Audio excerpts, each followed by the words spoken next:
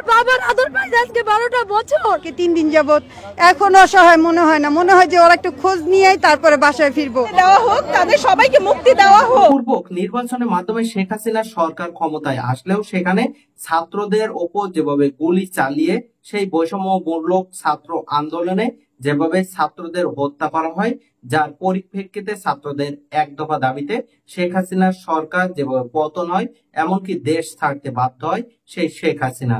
সেখানে সাবেক সেই প্রধানমন্ত্রীর দেশ ত্যাগ, এমনকি যেভাবে নেতা কর্মীদের বর্তমানে বিভিন্নভাবে সেই বিএনপি পন্থী মানুষ যারা যেভাবে হত্যার একটি অন্যরকম অবস্থা। অবশ্যই বাংলাদেশের অবস্থা অনেক খারাপ। ভিডিও ক্লিপটি মনোযোগ সহকারে দেখতে থাকুন। নতুন কিভাবে সরকার গঠন হচ্ছে, এমনকি কি অবস্থা হতে পারে পরবর্তীতে বাংলাদেশের, শুনলে বুঝতে পারবেন কি ঘটতে চলেছে বাংলাদেশে। আসসালামু আলাইকুম, নতুন একটি ভিডিওতে স্বাগতম। আমি আসলে আপনি যদি আমার চ্যানেলে নতুন হয়ে থাকেন অবশ্যই চ্যানেলটি সাবস্ক্রাইব করে পাশে থাকা অল নোটিফিকেশন বেল আইকনটা অন করে দিবেন। ইতিপূর্বে চ্যানেলটি সাবস্ক্রাইব করে থাকলে আপনাদেরকে অসংখ্য অসংখ্য ধন্যবাদ। দেশের সার্বিক অবস্থা যেখানে জ্বালাও পোড়াও হত্যার রাজনীতি চলছে, এখানে সেই 15 বছর এমনকি শোষণের পরে বাবা গুম করে নিয়ে গেছে, আমার আম্মুর সামনে থেকে তাকে ধরে নিয়ে গেছে ডিবি পরিচয় দিয়ে। একটা সাদা মাইক্রোতে ওনারা পিস্তল ঠেকায় আমার বাবাকে, দুইজন দুই পাশে বলছে যে আপনি ডিবি অফিসে আসেন। যখন আমার আম্মু ডিবি অফিসে যায় তখন আমরা জিডি করছি, মামলা করছি, অনেক কিছু করছি, কিছু হয় নাই। ইভেন আমাদের হুমকি আসছে যে আপনারা এগুলার ভিতর যায়েন না। আজকে 12টা বছর আমার বাবাকে খুব পাই না। আমার আম্মু তখন 8 মাসের বাচ্চা পেটে। একটা সংসারের মেন হেড না থাকলে কি হয়? আপনি রোজগার করেন, আপনার সংসারে রোজগারের মানুষটা না থাকলে কি হয়? সেকেন্ডের ভিতর আমরা 5 তলা থেকে নিচতলা নেমে আসছি। আমার বোনটা তার বাবারে দেখতে পারে নাই, ওর কান্না, ওর আহাজারি। আমার ভাইটা 2 বছরে ছিল, তখন 2-3 বছর ছিল। ওরা যখন বলে আপু বাবা কি আসবে না, আমি বড়, আমি একজন মেয়ে মানুষ, আমার কি করার, আমি তখন কি বলবো? বড় বোন হিসেবে আমার কি আসতো না। আমার বাবা কোনো রাজনৈতিকের সাথে ছিল না, এখানে কেউই রাজনৈতিকের সাথে না। আপনি দেখেন এখানে সবাই আমরা জনসাধারণ, আমরা সরকারের ব্যাপারে কথা বলতে পারি না। সেই টাইমটা এমন ছিল, আপনারা জানেন ওই টাইমে রাস্তায় কোনো সরকারের ব্যাপারে কথা বললে তাকে গুম করা হয়েছে, এভেলেবেল হয়েছে। বাংলাদেশে এত বছর ওই সালগুলা এত পরিমাণ নির্যাতন করা হয়েছে, সেই সাল এখনো ইতিহাসের পাতা আছে। যাদের সাথে হয়েছে তারা জানে, আমাদের সাথে হয়েছে আমরা জানি। আমাদের স্বজন হারাইছে, আমাদের বাবা হারাইছে, ওনার ভাই হারাইছে, আমরা জানি। এখন আমাদের একটাই দাবি, উনি যদি বেঁচে থাকে, ওনারা যদি বেঁচে থাকে, এখানে আমরা ধরেন 100 জন দাঁড়াইছি, তার ভিতরে 20 জন বের হোক, আমরা শান্তি পাবো না। ওইখান থেকে কাউরে আমরা বের করতে পেরেছি। আমার বাবা, ওনার বাবা, আমার সন্তান ছোট, আমি আমার সন্তান ও নানাকে দেখে নাই, ও কান্না করে ও পচে আছে, মা নানা আসবে। ও কোনোদিন দেখে নাই, ও যা ছবি দেখছে, ফোন দিয়ে বলতেছে মা নানা আসবে। আমি ওকে কি বলবো? ও 3 দিন ধরে দেখতেছে ওর মা এখানে আসে। আমি বলছি বাবা তোমার নানাকে নিয়ে আসবো। ও এই কারণে বলছি যে মা নানা আসবে। আমি আমার বাবার আদর পাই আজকে 12টা বছর। গার্মেন্টসে চাকরি করে ফ্যামিলি চালাইছি, আমাদের ফ্যামিলি এরকম ছিল না। এখানে প্রত্যেকটা ফ্যামিলি রাস্তায় নেমে গেছে, সবারকে পরিশোধ এক। কিন্তু এখন যা হয়েছে, এখন আমরা চাই আমরা যত মানুষ আছি গুম হত্যার বিচার হোক। তারা যারাই ভিতরে আছে বের করে দেখ, তাদের কাছে লিস্ট আছে। যদি আমার বাবা আরো 5 জন মারা যায়, তারা জানাক যে ওনারা মারা গেছে। আমরা শান্তি চাই, একটা হার হলে দেখ, আমরা মাটি দিয়ে ওখানে দোয়া করবো যে আমার বাবা এখানে আসে। নাহলে আপনি কিভাবে, আমি যে মরা শোক কিভাবে আপনি বুঝেন? মানুষ মারা গেলে তার শোক 10 দিন থাকে, জীবিত শোক সারা জীবন থাকে। আমি না শুধু, আমার সবাই থাকবে যে উনি মারা যায় নাই। আমরা প্রত্যেকটা মুহূর্তে এখনো কোনো লাশের খবর যদি পাই, এখনো কোথাও সন্তান পাইলে আমরা ছুটে আসি। আশুলিয়া থেকে ছুটে আসছি, কেউ রংপুর থেকে আসছে, কেউ দিনাজপুর থেকে আসছে। কেন আসছে? স্বজনদের জন্য। আমরা কোনো আন্দোলনের জন্য আসিনি, আমরা আমাদের স্বজনদেরকে ফিরে চাই। এইটা আমাদের, আর কোনো দাবি নাই। যদি এখানে না থাকে, অন্য কোথাও আছে। সরকার গুম করছে, এখন সরকার নাই।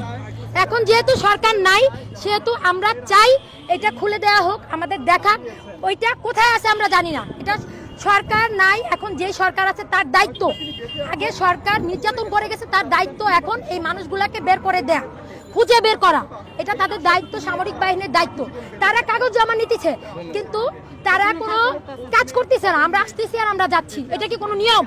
আমাদের কি ক্ষমার কোনো দাম নাই? আমরা আজকে এখানে দাঁড়াবো, কালকে আমরা প্রেস ক্লাবে যাব। আমাদের আরো মানুষজন আছে, আজকে শুক্রবার দেখে তারা আসেনি, তারা মনে করছে এটা বন্ধ। কিন্তু আজকে যদি কিছু না হয়, আমরা কালকে প্রেস ক্লাবে যাব, সম্মেলন করব।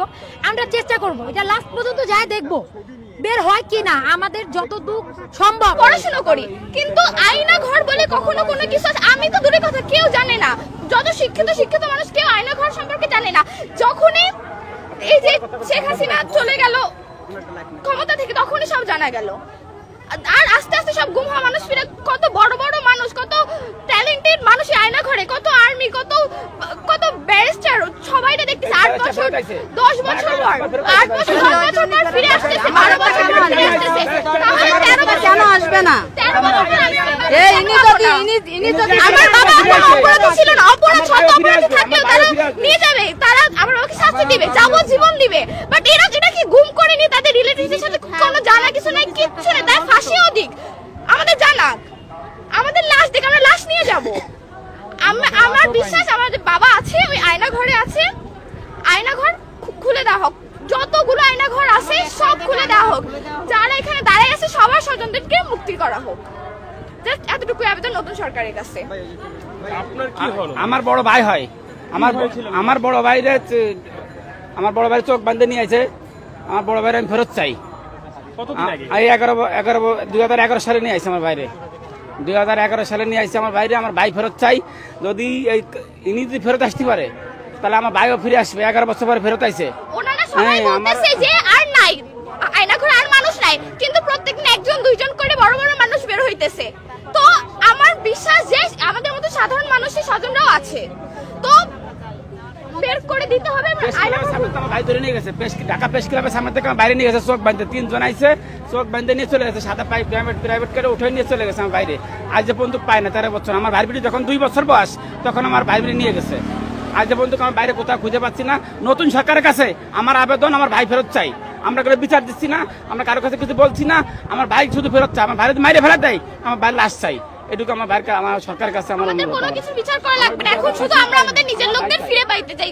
আমরা পাইতে চাই অনেক বছর, এই যে 1 যুগ পার হয়ে গেছে, 1 যুগের বেশি কোনো হদিস নেই যে একটা ওয়ে পাইছি, একটা খবর পাইছি। আমি যশোর থেকে আসছি, আমরা যশোর থেকে এখানে চলে আসছি, 2 দিনের ভিতর যশোর থেকে এখানে চলে আসছি, এমনি তো আসিনি। বাংলাদেশ স্বাধীনতা 1971 সালে যেভাবে মানুষের রক্তের উপর ভিত্তি করে বাংলাদেশের স্বাধীন হয়, এমনকি 2024 সালে 5 আগস্ট তারিখে যেভাবে আবারও ছাত্রদের রক্তের বিনিময়ে 1 দফা দাবিতে পদত্যাগ করতে বাধ্য হয় শেখ হাসিনার সরকার, সেখানে যেভাবে বাংলাদেশের বর্তমানে পরিস্থিতি, নতুন সরকার গঠন, এমনকি মানুষ চায় না হত্যার রাজনীতি হোক বাংলাদেশে, এমনকি ছাত্ররাও চায় না এমন একটি সরকার আসুক যেখানে হত্যা হবে সাধারণ জনগণ, এমনকি শোষিত হবে সাধারণ জনগণ।